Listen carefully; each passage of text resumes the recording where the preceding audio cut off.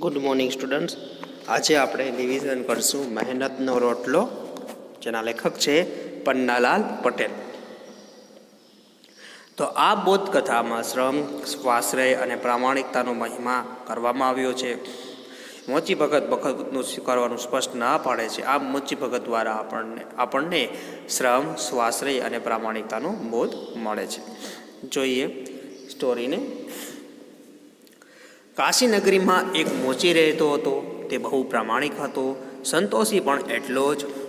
એકવાર એક સાધુ આવી મોચીને પૂછવા લાગ્યા, મોચી ભગત, મારા પગરખાનું શું પડે? તો કાશી નામનું એક નગર હતું, જેમાં એક મોચી, જે તમને ખ્યાલ છે મોચી એટલે ચપ્પલ અને બૂટ સીવવાનું જે કામ કરે તે રહેતો હતો. તે બહુ પ્રામાણિક હતો, એટલે તે પોતે બહુ પ્રામાણિક અને પોતાના જીવનથી એટલો સંતોષી પણ હતો. એકવાર ત્યાં એના કોઈ એક સાધુ આવે છે, અને સાધુ આવીને પૂછે છે કે મોચી ભગત, મારા પગરખાનું શું પડે, એટલે કે મારા પગરખાના કેટલા પૈસા થાય? મોચીએ કહ્યું, મારી પાસે સીવેલા તૈયાર નથી મહારાજ. મોચી કહે છે કે મારી પાસે પગરખા સીવેલા તૈયાર નથી. સાધુ કહે, સીવી દો તો શું લો?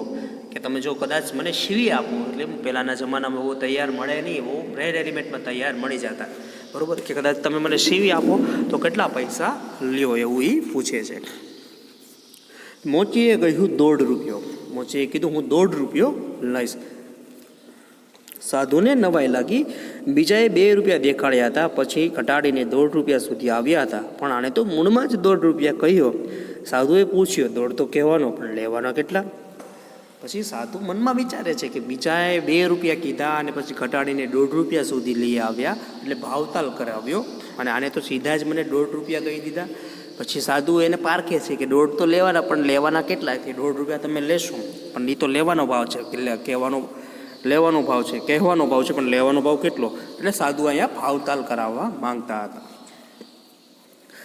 મોચી સાધુ સામે જોઈ હસવા લાગ્યું. તેને કહ્યું, જે કહેવાના એ લેવાના મહારાજ, આપની ઈચ્છા હોય તો બનાવો. મોચી કહે છે કે જે હું કહીશ એ હું લઈશ, જો તમારી ઈચ્છા હોય તો તમને બનાવી આપો. સાધુ કહે, અચ્છા બનાવો, ક્યારે આપશો? કે કાંઈ વાંધો નહીં, ચલો બનાવી આપો, મને તમે એ ક્યારે આપશો? મોચી બોલ્યો, પરમ દિવસે આ વખતે. મોચી કહે છે કે પરમ દિવસે આ વખતે આવજો, ત્યારે તમને મળી આપશે. સાધુ કહે, જરૂર હો, મારે પરમ દિવસે સાંજે જવું છે, માટે ઢીલ ના થાય. કે જોજો, તમે ધ્યાન રાખજો, મારે પરમ દિવસે બહાર જવું છે, એટલે તમે મને સાંજે આ વખતે આપી દેજો, એમાં મોડું ન થાય. મોચી કે, જાઓ કે ના જાઓ, પરમ દિવસે તમને આ વખતે જરૂર મળીશ. મોચી કે, તમારે જવું હોય તો જજો, ન જાઓ કે ન જાઓ, તમને એ તો તમારે જોવાનું, પણ પરમ દિવસે તમે આ સમયે આવશો, ત્યારે તમને તમારા પગરખા મળી જશે. પણ સાધુને મોચીના વાયદામાં જરા પણ વિશ્વાસ ન હતો. પણ જે સાધુ હતા, મોચીએ જે એને પરમ દિવસેનો વાયદો આપ્યો હતો, એ વાયદામાં એને વિશ્વાસ ન હતો.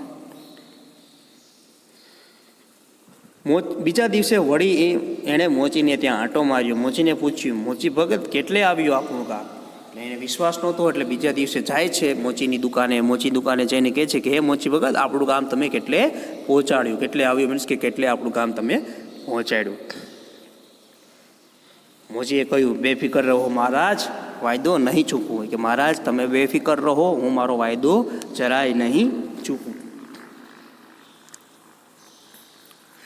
છતાંય સાધુને શાંતિ ન વળી. ત્રીજે દિવસે સવારમાં વળી સાધુને વિચાર આવ્યો, લાવરે જરા મોચીને ત્યાં આંટો મારું.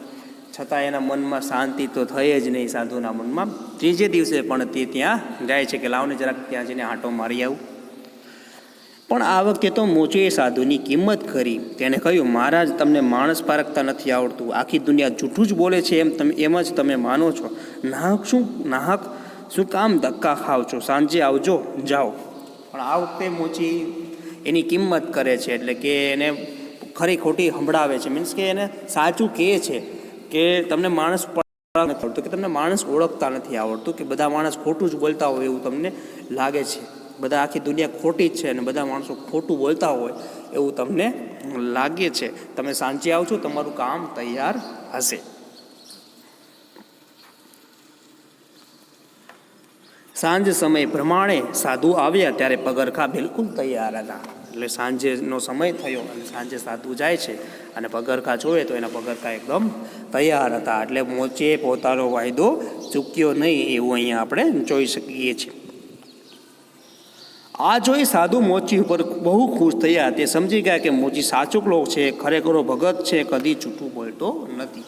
પછી સાધુ મોચી ઉપર ખૂબ ખુશી થાય છે અને એનાથી પ્રભાવિત થાય છે એના વ્યક્તિત્વથી કે મોચી રહ્યો એ સાચુકલો માણસ છે અને ભગત છે, ક્યારે એ ખોટું બોલતો નથી.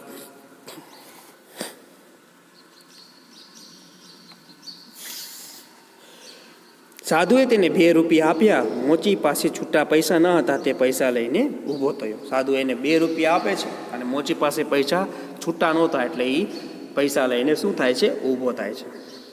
તેણે સાધુને કહ્યું, જરાક ઊભા રહો મહારાજ, હું સામેની દુકાનેથી પરચુરણ લઈ આવું. એ મોચીને કહે છે, મોચી સાધુને કહે છે કે તમે થોડી વાર ઊભા રહો મહારાજ, હું સામેની દુકાનેથી તમારા માટે પરચુરણ લઈને આવું છું. સાધુએ કહ્યું, રહેવા દો ભગત, આટલા પૈસાની આપણા તરફથી તમાકુ પીશું. સાધુ કહે છે કે ભગત તમે રહેવા દો, આ પૈસાની મારા તરફથી તમે તમાકુ પી લેજો. મોચીએ કહ્યું, હું તમાકુ નથી પીતો મહારાજ. મોચી કહે છે, મને તમાકુ પીવાનો શોખ નથી, હું તમાકુ નથી પીતો. તો આપણા તરફથી પગરખા સેવા માટેની દોરી લાવજો. તો કંઈ વાંધો નહીં, તમાકુ ન પીતા હોય તો પગરખા સીવવા માટેની આ 1.5 રૂપિયાની તમે તમારા માટે દોરી લઈ આવજો. ના મહારાજ, હરામના પૈસા મને ન ખપે. મોચી સામેની દુકાને પરચુરણ લેવા ગયો અને સાધુ તો મોચીની ભાવના જોઈને એના પર ખૂબ જ ખુશ થયા. તેમણે હળવે કરીને જોડીમાંથી પારસમણી કાઢ્યો. કોઈ જુએ નહીં એ રીતે મોચીના ઓજારોમાં પારસમણી ઘસી દીધો. બધા ઓજારો સોનાના થઈ ગયા. પછી કે ના મહારાજ, મને તમારા હરામના પૈસા ખપે નહીં. એટલે એ સામેની દુકાને પરચુરણ લેવા જાય છે અને મોચી આ વ્યક્તિથી ખૂબ જ પ્રભાવિત થાય છે, એના ઉપર બહુ ખુશ થાય છે. એટલે એ પોતાના એની પાસે એક મણી હતું જેનું નામ છે પારસમણી, જેના પર ઘસવામાં આવે એ વ્યક્તિ સોનું થઈ જાય. એટલે એ કાઢે છે પારસમણી અને એ મોચીના કોઈ જોવે ને એ મોચીના ઓજારો ઉપર ઘસી દે છે અને બધા ઓજારો સોનાના બની જાય છે. પછી તે મોચી પાસે ગયો અને તેની પાસેથી પૈસા લેતી વખતે કહ્યું, ભગત મુઠ્ઠીના ચણાના પૈસા પણ ભિક્ષા માટે આપશો તો ઈશ્વર તમારું ભલું કરશે. બરાબર. પછી મોચી પાસે જાય છે, મોચી પાસે જઈને કહે છે કે મુઠ્ઠી ચણાના પૈસા તમે મને ભિક્ષા માટે આપશો ને તમારું ભલું થાય. કે એક મુઠ્ઠી ચણાના પૈસા તમે મને આપો ભિક્ષા માટે એટલે તમારું કે ભલું થશે. એટલે એની પાસે ભિક્ષા સાધુ માગે છે. મોચીએ ખિસ્સામાંથી એક સિક્કો આપતા કહ્યું, લો, એક મુઠ્ઠી ચણામાં શું થશે? એ દુકાન તરફ ચાલતો થયો. પછી એને સિક્કો આપે છે ને કે એક મુઠ્ઠી ચણામાં તમારું શા થશે? એમ કરીને એને એક સિક્કો આપે છે ને ત્યાંથી દુકાને ચાલ્યો જાય છે. એક મુઠ્ઠી ચણા તો મારી પાસે છે એમ કહી સાધુએ પગ ઉફાડ્યા. બરાબર. કે એક મુઠ્ઠી ચણા તો મારી પાસે છે જ, એટલે થોડાક એને સિક્કો આપ્યો એમાંથી મળી જશે ને એક પછી એ કહેવાય એટલે તો મારી પાસે છે એમ કહીને સાધુ ત્યાંથી પગ ઉપાડે છે. મોચી દુકાન ઉપર આવીને જોયું તો બધા ઓજારો સોનાના. તે સમજી ગયો કે આ કામ પહેલાં સાધુનું છે. મોચીનો જીવ બળી ગયો. તેણે નિશાસો નાખ્યો, અરે ભગવાન, હવે હું આ સોનાના ઓજારોથી કેવી રીતે કામ કરીશ? તેણે ઓજારો લઈને ઘરના ખૂણામાં નાખ્યા. પછી ઊંચે મૂકેલા કસાયેલા ઓજારો ઉતારી વળી પાછી કામે વળ્યો. મનોમન એમ પણ કહેતો હતો, ગમે તેમ પણ સાધુની ઈચ્છા તો આપણને સુખી કરવાની જ હતી. બરાબર. પછી મોચી દુકાને આવીને જોવે છે કે બધા ઓજારો સોનાના થઈ ગયા હતા અને એ સમજી ગયો હતો કે આ કામ પહેલાં તેજસ્વી સાધુનું જ હોવું જોઈએ. મોચીનો જીવ બળી ઉઠ્યો. એણે નિશાસો નાખ્યો. પોતે એ નિશાસો નાખે છે, ઘરે ભગવાન, હવે હું આ સોનાના ઓજારોથી કેવી રીતે કામ કરીશ? પણ તેણે ઓજારો ઘરના ખૂણામાં ફેંકી દીધા અને ઉપરથી જૂના ઓજારો કાઢીને એ પોતાના કામે લાગી ગયો અને મનમાં વિચારે છે, મનમાં કહે છે કે ગમે એમ તો સાધુની ઈચ્છા આપણને સુખી કરવાની હતી. એ ધારે જ તો છોકરાઓ એ ઓજારો વેચીને એ ધનવાન બની શકતો હતો, પણ એને એ ઓજારો વાપર્યા નહીં. કેમ કે એમ હું માનતો હતો કે એ મારી મહેનતના એટલે કે મોચીની મહેનતના નથી, એટલે એનો એ ઉપયોગ કરતો નથી. બિચારે 12 મહિના મજૂરી કરી ત્યારે માંડ માંડ નવા ઓજારો વસાવી શક્યો. 12 મહિનાની માળી મજૂરી કર્યા પછી એ માંડ એને નવા ઓજારો એ વસાવી શકે છે. એકવાર તે ભજન ગણગણતો નીચી નજરે સીવતો હતો ત્યાં એના કાને કોઈનો અવાજ પડ્યો, કેમ છો મોચી ભગત? એકવાર પોતે ભજન ગણગણતો એ પોતાનું કામ કરી રહ્યો હતો ત્યાં અચાનક એક સાધુ આવે છે અને સાધુ આવીને કહે છે કે કેમ છો મોચી ભગત? એટલે કોઈનો અવાજ આવે છે. મોચી જોયું તો એ પહેલાં સાધુ હતા. તેમને સાધુને કે ઓજારો બગાડી ગયા હતા એ જ તમે સાધુ મહારાજ? કે આ પહેલાં મારા ઓજારો બગાડી ગયા હતા એ તમે જ ને સાધુ મહારાજ? સાધુની લવાઈ લાગી. એમને હતું પોતાના ઓળખતા જ મોચી ભગત પગે પડશે, માનપાન કરશે અને ઘણો બધો આભાર માનશે, પણ એને બદલે આ માણસે તો પોતાનો ઠપકો આપતો હતો. સાધુને વહેમ પડ્યો, બિચારાને સોનાને પિત્તળ ધારી બેઠો લાગે છે. તેમણે કહ્યું, મોચી ભગત ઓજારો બગાડ્યા નથી, સોનાના બનાવ્યા છે. ક્યાં છે? નાખી તો નથી દીધા ને? એટલે મોચીને નવાઈ લાગી આ બધી વસ્તુની જોઈને, કેમ કે એને એમ લાગ્યું કે આ વ્યક્તિ મને જોશે એટલે મારા પગે પડશે, મને માનપાન આપશે, બરાબર, અને મારો ઘણો આભાર માનશે કે મેં એની જિંદગી સારી કરી આપી. પણ આ તો ઉલટાનો એને ઠપકો આપતો હતો. એટલે એને એવું લાગે છે કે આ કદાચ સોનાને પિત્તળ સમજી ઉઠ્યો હશે. એટલે એ એમ કહે છે કે મોચી ભગત મેં તમારા ઓજારો બગાડ્યા નહોતા, મેં તો એને સોનાના કરી આપ્યા હતા. ક્યાં છે એ? તમે નાખી તો નથી દીધા ને? મને ખબર છે મહારાજ સોનાના છે, પણ એ સોનું મારે બાવડા બળથી ઓછું મેં મારા બાવડાના બળથી ઓછું મેળવ્યું છે. આવું મફતનું સોનું શું કરું? એ પડ્યા ખૂણામાં તમે પાછા લઈ જાઓ. એ કહે છે કે મને ખબર છે મહારાજ કે એ સોનાના છે, પણ એ મેં મારા બાવડાના બળથી મેં મારી જાત મહેનતથી મેળવ્યા નથી, એટલે મારા માટે એ કાંઈ કામના ન કહેવાય. સાધુએ મોચીને શિખામણ આપતા કહ્યું, મોચી ભગત તમને કશી ગમ નથી. સોનું વેચીને પૈસા બનાવજો ને મજા કરો. આ કાચી દુકાનને પાકી કરો, કામ કરનાર માણસ રાખો, બેઠા બેઠા ખાઓ અને લહેર ઉડાવો. કે તમને કોઈ વાંધો નહીં પડે મોચી ભગત, કામ કરો, તમે આ સોનાને વેચી દો, એનાથી પૈસા કમાવો, આ કાચી દુકાનને પાકી કરો અને કામ કરવા માટે એક માણસ રાખી લ્યો અને મજાથી તમે આખા જિંદગી જીવો અને તમારી જિંદગીને લહેર ઉડાવો. મોચીએ પૂછ્યું, ભગવાને આ હાથ આપ્યા છે એનું શું કરું મહારાજ? મોચી કહે છે કે ભગવાને મને આ 2 હાથ આપ્યા છે એનું મારે શું કરવું?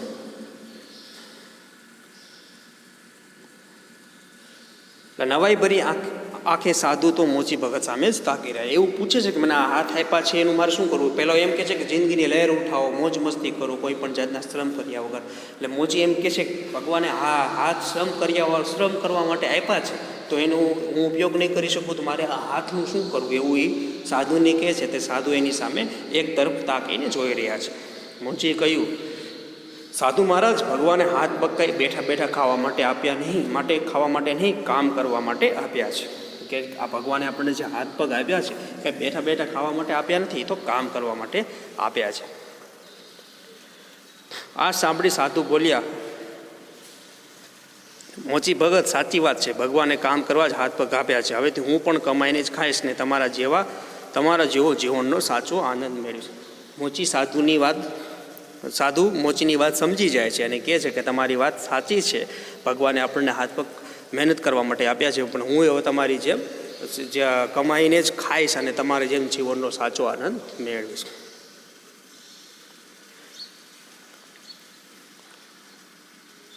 સાધુ કોઈ ઊંડા વિચારમાં પડી ગયા હતા. પોતાના કામે વળતા મોચીએ સાધુને પૂછ્યું, કેમ મૂંગા થઈ ગયા? પછી સાધુ એક ઊંડા વિચારમાં પડી જાય છે, વિચાર કરે છે. ત્યારે મોચી એની સામું જોવે છે કે કેમ તમે મૂંગા થઈ ગયા, કેમ કાંઈ બોલતા નથી? સાધુ કહ્યું, મૂંગો નથી થઈ ગયો, વિચારમાં પડી ગયો છું. શા વિચારમાં પડી ગયો છો મહારાજ? મેં તમને કહ્યું એ ખોટું છે? કે હું મૂંગો તો નથી થઈ ગયો, પણ હું વિચારી રહ્યો છું. એટલે મોચી એને કહે છે કે મેં તમને કાંઈ ખોટું કીધું છે મહારાજ? તમે શું વિચારમાં પડી ગયા? તમારી વાત નથી, મારી વાત છે. સાધુએ મોચી સામે ગંભીર ભાવે જોઈને કહ્યું કે તમારી વાત નથી, આ તો મારી વાત છે. એની સામે જોઈને કહે છે, હું પણ નાનું મોટું તો તપ તો કરું છું.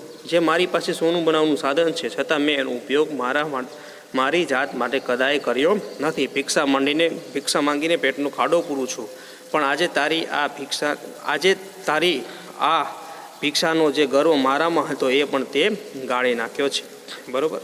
કે હું પણ નાનું મોટું કે તપ જ કરું છું, મારી પાસે આવું સરસ મજાનું સાધન છે સોનું બનાવવાનું, તેમ છતાં પણ મેં ક્યારેય એનો ઉપયોગ મારા માટે કર્યો નથી. ભિક્ષા મંગાવીને જ હું મારો ગુજરાન ચલાવતો હતો. પણ આજે તે મારી આ ભિક્ષાનો જે ગર્વ મારામાં હતો એ પણ તે આજે ગાળી નાખ્યો છે. એટલે કે હવે મને એનો પણ કંઈ ગર્વ રહ્યો નથી.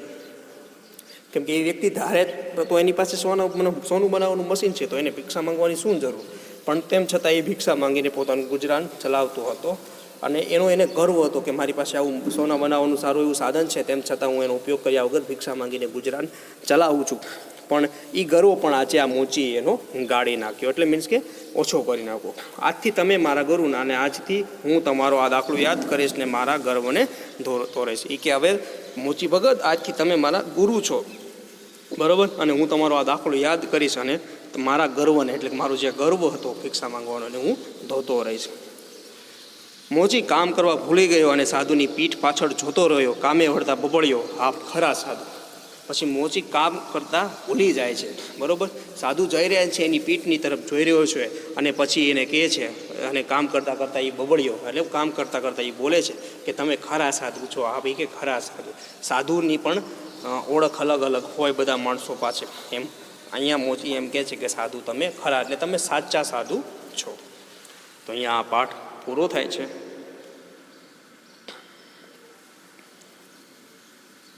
ત્યારબાદ કાવ્ય છે સુંદર સુંદર. તો ધર્મેન્દ્ર માસ્તર ઉપનામ છે એમનું મધુરમ. એની આપણે આજે ચર્ચા કરીએ સુંદર સુંદર કાવ્યની. તો આ પ્રકૃતિ ગીતમાં કવિએ સૂરજ, ચાંદો, નદી, સરોવર, વન, ઉપવન વગેરેને સુંદર કહ્યા છે. તેમાં વસતા માછલી, પંખી, માનવ વગેરેને પણ કવિને સુંદર લાગે છે. પ્રભુએ બનાવેલી દરેક વસ્તુ જો સુંદર હોય તો પ્રભુ પોતે કેવા સુંદર છે એવો પ્રશ્ન કવિના મનમાં થાય છે.